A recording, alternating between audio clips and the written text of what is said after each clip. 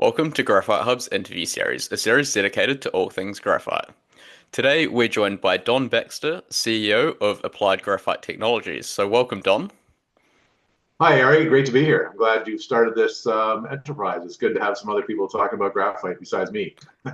Exactly. Now, it's a fascinating industry to be in at the moment. So, I guess for those that aren't too familiar with you, you've had quite an extensive history and experience within the graphite industry. So, on that note, would you mind just sharing a bit about your background? Certainly, I'm trying to keep it short. So it's been a while. So I've started off early in my career. I was chief engineer at one of two graphite mines that got up and running in Canada in the early 1990s. From there, we got a plant up and running, producing graphite, and sort of perfected the process to at about a 3,000 ton a day rate. Once I left that after it shut down, I sort of progressed my way through various Canadian juniors and culminating to where I am now, all the while looking at developing the battery graphite and seeing that early about 2012, as we started seeing that the need was going to come for processing graphite for batteries. So we started it pretty early on and ended up to where I am now as CEO of Applied Graphite Technologies. Great. No, it's definitely valuable to have someone on with your depth of knowledge on the sector. So, yeah, as you say, you're now focused on a company called Applied Graphite Technologies. Would you mind just going into a bit of detail around that company and just giving our viewers a bit of an overview?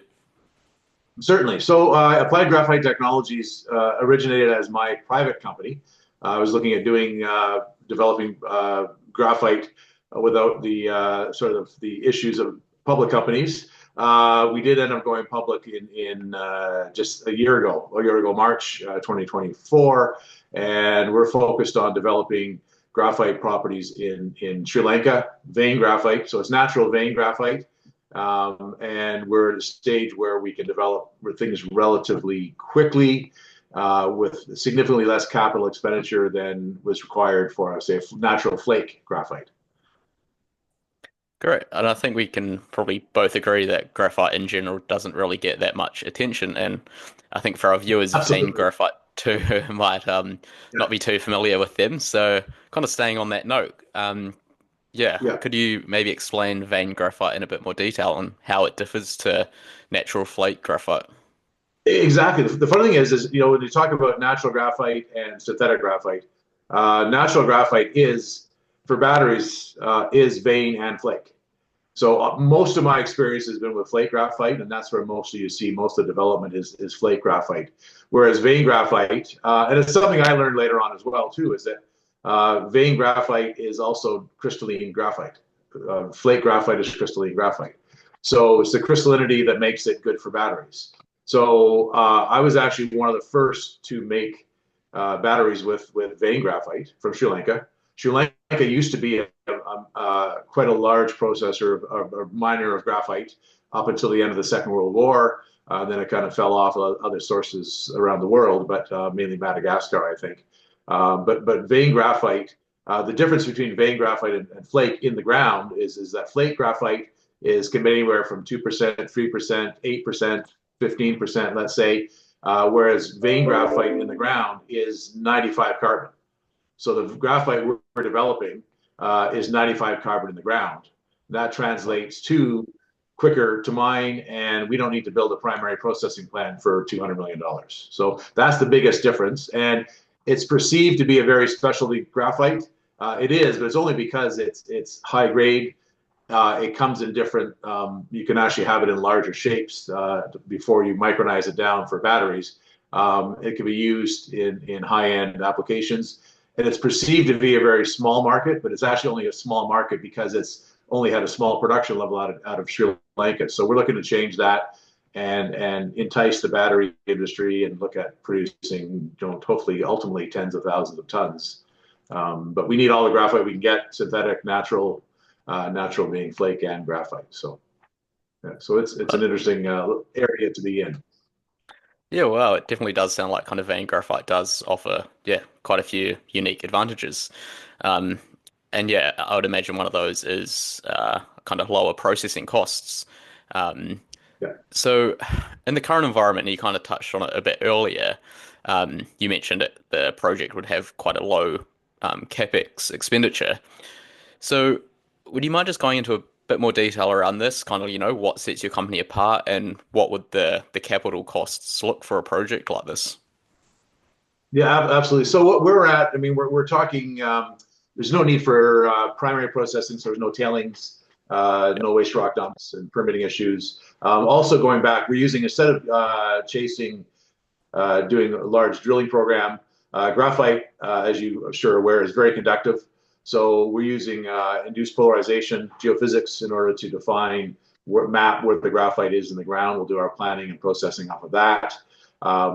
So the thing is, we also have where we're mining the terrain allows us to say drive adits instead of having mine shafts, and we can look at multiple elevations, multiple entry points to get into the graphite. The graphite is vertical, so the veins get wider as we go deeper. So we're looking at getting in and exposing as many veins as possible, and basically mining or extracting graphite, and it's ready to go to an end user immediately. So right next door to us is the big government mine called Kahataga. It's been producing since 1870. I've seen graphite there that's 97 point or 99.7 carbon. We're in the same geologic structure. It's probably the best geology in Sri Lanka. So we're looking to get developing very quickly. We're hoping to have a mining permit before the possibly end of March, so we can get up and running quicker and cheaper than any flake graphite mine that I've been involved with anyway, at least. So it's Yeah. pretty unique that way. And as we said earlier, it's a higher degree of crystallinity than flake. When you micronize it, you look at it under an electron scanning or the scanning electron microscope. It looks identical to flake graphite. Just it may look a little thicker. That's just the crystallinity. More layers means more storage points for lithium ions. Oh, okay. That's interesting to know. Um, and so, following the recent presidential election, I think it was in September last year, and we're also seeing, a presence of several other graphite companies in Sri Lanka. So, how do you find kind of working with the country's mining and regulatory environment? It's interesting. First of all, from a government standpoint, doing business in Sri Lanka is it's unique. Let's say I've been done stuff in China and Madagascar and various places. Sri Lanka is very bureaucratic. We've had the say, pleasure, and I say that lightly, of going through two elections in Sri Lanka. Sri Lanka went bankrupt a couple of years ago, so they've been coming out of a lot of troubling times for them. So it's a unique time to do business there. We have a great partner, local partner, helping us to guide us through and mitigate the processes there. We've had a bit of a slowdown getting our one license simply because of two elections, presidential election and then a general election in November.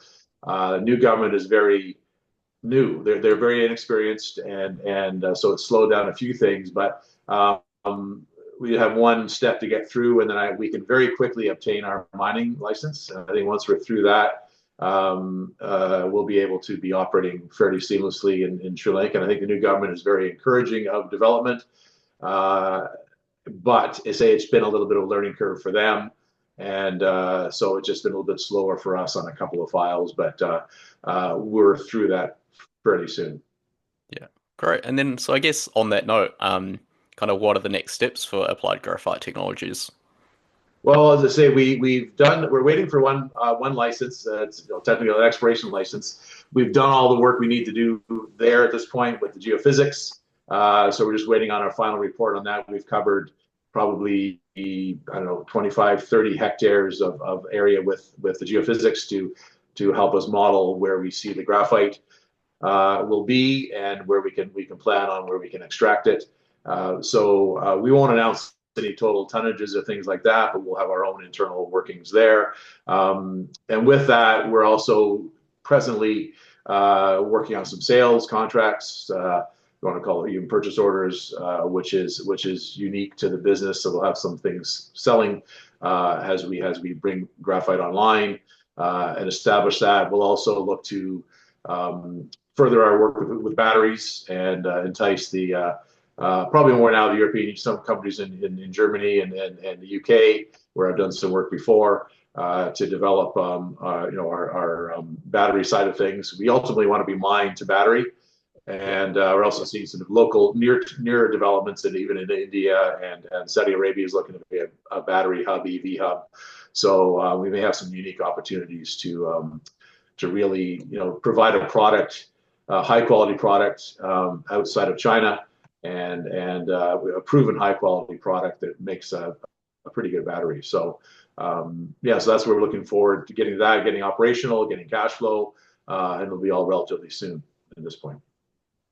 Great. No, it definitely kind of sounds like there's some interesting catalysts coming up. So we're yeah watching the project with great interest.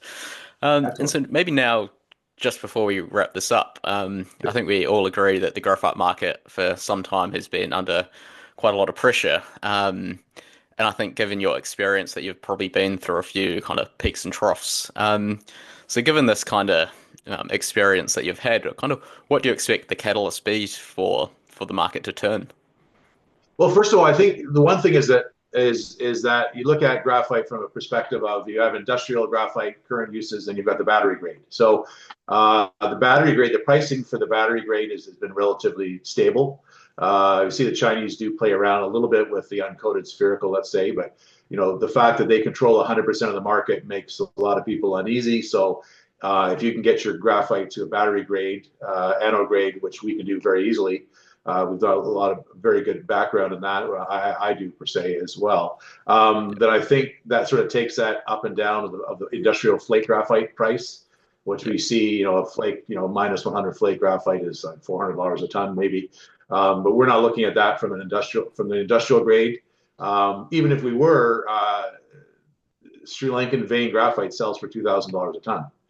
So flake graphite does, and there's some areas, some applications, every single flake application vein can go into, and not every vein application flake can go into. So we're kind of versatile there, and if we have to sell it for a little bit less, it's possible Yeah. because our initial costs are much lower. So we're in a unique position from that standpoint. But you'll see companies like, as far as catalysts, I think the battery side of things, the it used to be that graphite. When I talked about graphite, people would say, "Oh, pencils or tennis rackets and golf clubs." Yeah, and I don't get a Yeah. lot of that anymore. People at least now know it's an anode and it's important for use. So I think we'll see more pushback from China, even now with what the new elected king in the States is talking about, is going to push. China's going to push back even more, and they have the upper hand. So the Americans don't have any graphite to Yeah. produce. So it's kind of it puts us in a unique position where they'll be looking everywhere to get graphite. So it puts us in a strong position, and I think others will see that too. The other surviving graphite companies that are trying to get things done will see that happen pretty quick. We've seen a couple of actual real offtakes. So I think when you see that happening, then I think that really bodes well for the rest of the space. Yeah, no, exactly. It's definitely an interesting space to be in, and yeah, I think investors are they're pretty sick and tired of how the graphite market has performed over the last wee while, but I think the future is looking somewhat optimistic. We'll say that. I think so too. And again, I say from our perspective, we have a unique position where we can be very quick to actually extracting and selling graphite, and I think and showing cash flow, which it's been hard for any of the other there aren't any others doing that. Even look at Sura in Mozambique. I think they're actually shut down right now for some geopolitical issues happening there. So it's time. I think the tides will turn, and I think the importance of the graphite is coming. And I think even with some of the pushback we're seeing in the States from an EV perspective or batteries, it's here to stay. So it doesn't matter who's in the White House. Ford and GM and others have spent the money. They're building the EV plants, and if the Americans don't want to play along with it, then China wins. Yeah, So I don't think that's going to happen. So I think with the EU still pushing heavily, I think graphite is definitely the supply critical material for lithium ion battery for stationary storage and electric vehicles. exactly. No, well, appreciate your perspective, Don. It's been quite insightful, and I'm sure our viewers will appreciate this insight into vein graphite and applied graphite technologies. So, Yeah, thanks for being here, and we look forward to having you on again soon. My pleasure. I'll look forward to the follow up interview as we progress. Great, awesome. Well, thanks everyone for tuning into this episode of Graphite Hub's interview series. We'll see you next time.